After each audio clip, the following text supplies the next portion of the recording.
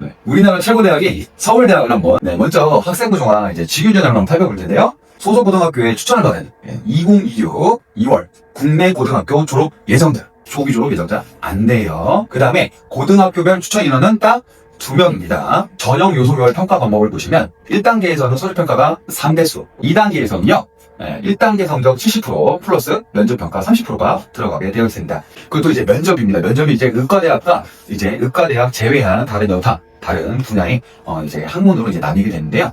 먼저 10분 내로 한마디로 얘기해서 생기부 이제 확인 절차가 있어요. 그래서 제출 서류를 보고 면접을 하는데요. 여기서 단 사범대학의 경우에는 교직 적성 인성 면접을 포함한다 라는 거죠. 왜냐하면 인간을 키우는 것이기 때문에 이제 그 친구 인성을 봐야 한다는 의미겠죠. 그런데 의과대학 같은 경우에는요, 의학을 전공하는데 필요한 자질 적성과 인성이라고 얘기를 합니다. 이렇게 되면 뭐 물화생지나 소학 뭐 이렇게 생각하는 친구들이 꽤 있어요. 여기 이제 면접을 컨설팅을 하러 오는 친구들 보면. 하지만 여기서 지금 보면은 상황 제시문이라고 했잖아요.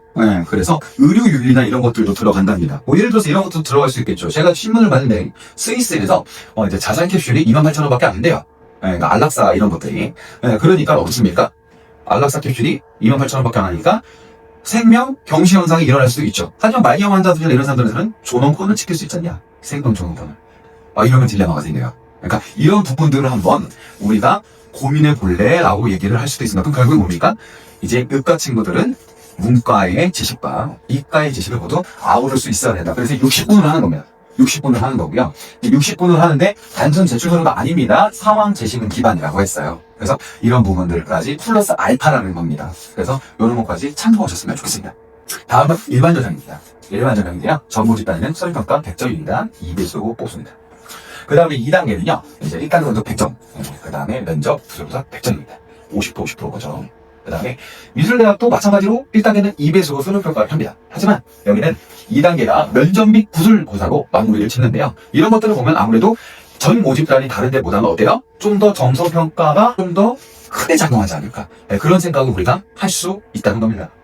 그 다음에 사범대학은요, 1단계 서류평가가 100점, 그리고 2배수. 이건 동일한 거예요. 동일한데, 이제 2단계에서 1단계 성적 100점, 면접 및 구술고사를 60점으로 이제 하고요. 그 다음에 교직 적성. 아까 제가 그렇게 얘기했죠. 인성분과 얘기를 했죠. 그런 부분들을 이제 보기 때문에 우리 친구들이 상황 면접이나 기타 여러 가지들을 많이 좀 생각을 하셨으면 좋겠다. 라고 말씀을 드리고 싶습니다.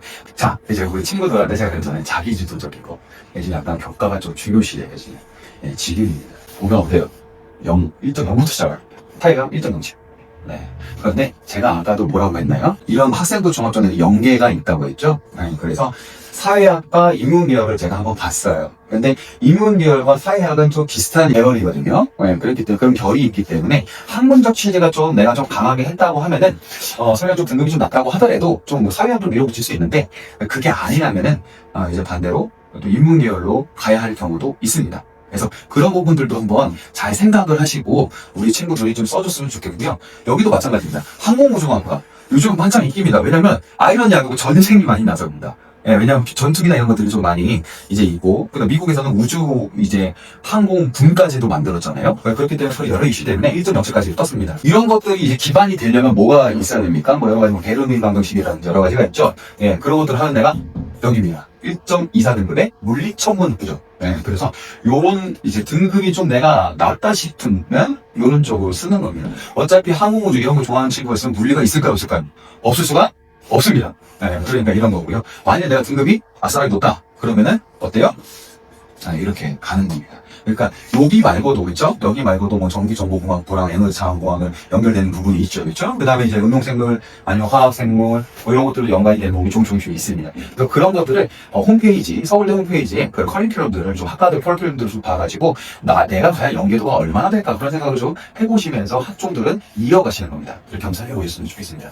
일반입니다. 지금 좀 등급이 좀 올라가죠? 왜 그러냐면 아무래도 이거는 학종의 이제 고려대로 따지면 계열 적합 같은 느낌이 좀 있기 때문이죠. 한마디로 비교가 이런 것들을 좀 더 중요시 본다 이겁니다. 그래서 1.51 국교, 1.68 윤리교육 이렇게 되고요. 또 요것도 제가 한번 이렇게 묶어봤죠. 그래서 1.82가 정시 외교가 있고 중문이 있지 않습니까? 근데 여기서 지금 1.96이 아시아 언어 문명학부라고 있습니다. 딱 보면 어때 느낌이 서로 좀 결이 같이 합니다. 그래서 등급이나 이런 것들을 보고 지금 아직도 3학년 1학기가 지금 한참 진행 중이지 않습니까? 그렇기 때문에 세특이나 보고서 같은 것들을 한번 내가 내신 등급이랑 가늠을 해서 정치외교 임기학부로 갈 거면 쭉 가실 수 있으면 1.8 라인이나 1.7 라인 이런 식으로 갈 수 있으면 쭉 가시고요. 아니면은 야 좀 부족하다 이러면은 이런 데나 한번 살펴보는 겁니다. 여기 간다고 해서 외교관이 못 되는 게 아니에요. 예, 제 친구는 정치외교를 안 갔는데 외교관이 됐어요. 그런 건 하나 관계가 없습니다. 그래서 이런 부분들, 그런 것들 잘 생각해 주셨으면 좋겠습니다. 그리고 자연비입니다. 여기서도 지금 제가 연결을 시켜놨죠. 컴공이랑 산업공학이랑 연결시켰습니다. 어떻게 산업공학이 연결이 되냐?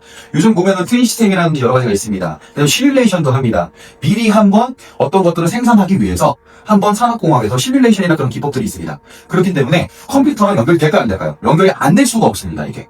그래가지고 그런 부분에서 등급이 좋으면 굳이 그렇게 속된 말로 비비 꼴 필요가 없죠.